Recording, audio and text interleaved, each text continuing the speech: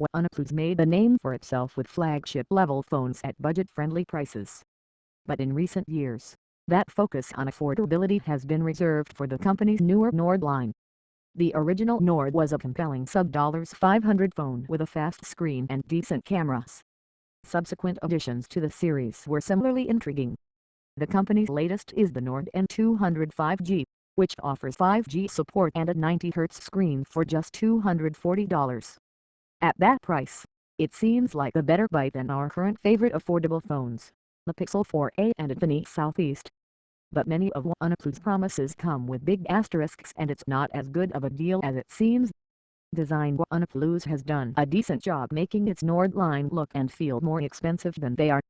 The Nord N200 5G has a dense, sturdy build, a modern all-screen front and a nice matte finish on its plastic back. I also like the subtle, attractive blue gradient on the rear. This phone feels like it should cost hundreds more, and it certainly has more flair than the Pixel 4a. Unlike Google's affordable handset though, the Nord N200 has its fingerprint sensor embedded in the power button along the right edge. I've gotten used to placing my finger in the middle of the phone's rear and hitting the power button to see notifications, so I actually found the placement annoying. Every time I want to see my lock screen, I'd have to use an unenrolled finger to click the power button to see the time.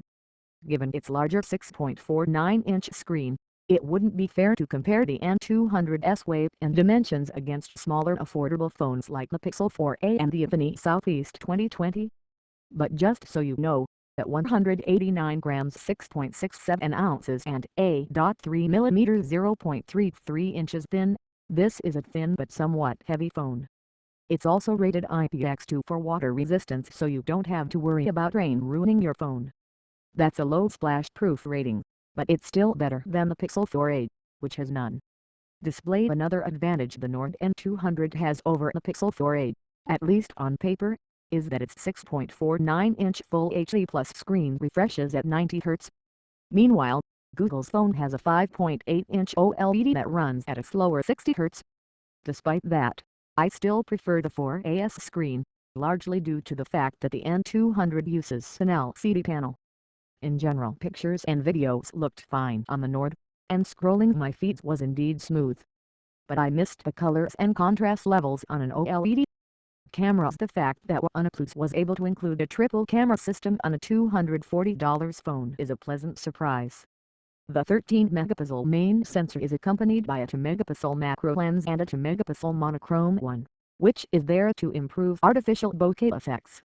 While I can appreciate the usefulness of those cameras in specific situations, I still think the wide-angle option would be more helpful to most people. With the cameras that you do get on the N200 though, you pretty much get what you pay for. All the photos I took looked dull, especially compared to the same shots taken with the Pixel 4a. Nightscapes were blurry and noisy, and OnePlus Night Mode did little to improve quality. The monochrome lens did seem to help, with portrait mode pictures of flowers turning out nicely with accurate bokeh. I tried to snap a cute pup at a dog park with the Nord and they were all blurry. The front camera is technically better than any of the ones on the rear, thanks to its 16-megapixel Sony IMX sensor and bigger aperture. But OnePlus ruins it with built-in face editing software. The result is selfies that oddly pink and smooth, not in a nice way but in a did someone smear plasticine all over your face way. You can't turn this off, but be warned it's turned on by default, including in video and portrait mode. Frankly, even after I disabled the filter, it still felt like some sort of face tuning was happening, and my selfies looked a bit blurry. Though the Pixel 4a only offers a single rear camera, it's still superior to the N200, delivering crisp, colorful pictures even in low light. Performance and in use: one of the biggest reasons the Nord is cheaper than the likes of the Pixel 4a is its Snapdragon 480 processor. It's on the low end of Qualcomm's mobile CPU portfolio and certainly not as speedy as the Pixel 4a's Snapdragon 730G. That, plus Google's clever software tuning, makes the 4a feel as fast as a flagship phone. Meanwhile, the Nord N200 suffers from lag here and there. Scrolling my apps drawer or shopping on Instagram was smooth, as were my many rounds of League of Legends, Wild Rift. But often the phone stalled when I jumped between the camera and other apps. Snapping too many portrait mode shots in a row also caused the N200 to hang. I'd love to blame this entirely on a slow CPU, but there are some small ways in which OnePlus also made its phone feel sluggish. While I love how clean the company's own Oxygenos 11 is and how similar it is to Pixel UI, certain animations take longer to trigger and make the Nord N200 feel less responsive. For example, swiping in from the edge of the screen to go back not only requires dragging your finger a longer distance but also a slight pause before the phone recognizes the action. The N200's heavy haptic feedback also feels less snappy than on most other Android phones. Battery life and 5G. OnePlus says the Nord's battery is everlasting, and yes, it's clearly hyperbole, but the N200's 5000 mass cell did feel like it lasted forever. It took a whopping 17 hours and 20 minutes to drain the phone on our video rundown test, about 5 hours longer than the Pixel 4a and Infinix Southeast. It also beat the Galaxy S21, which notched about 15.5 hours. In daily use, I never felt worried about the N200 running out of juice. Though the N200 supports 18W fast charging, after 30 minutes on a 65W charger it only got back up to 28%. Still, fast charging is a rare feature in phones at this price point, so it's nice to have. Another bonus is 5G connectivity. Thanks to its Snapdragon 480 CPU's built-in X51 5G modem, the Nord N200 can theoretically hit up to 2.5 Gbps download speeds.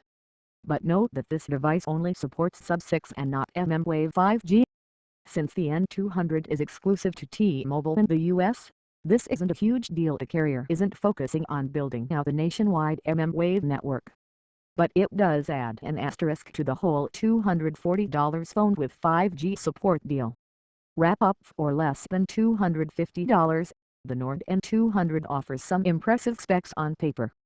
Things like a 90Hz screen, 5G connectivity, a triple camera system and a 5000 mAh battery are rarities at this price and make the phone seem like a steal. In actuality, though, most of those highlights are better on paper than in real life. Pay $100 more and you'll get an almost flagship level phone in the Pixel 4a, which has an excellent camera, great performance and a nice OLED display. It may not refresh as quickly or last as long, but it'll serve you well. If you can't hold off a little longer, you might want to wait till August, when we expect the next of Google's affordable handsets to be launched. For now, the Nord N200 5G is really only for die-hard OnePlus fans who want a 90Hz screen in a super long-lasting 5G phone for cheap.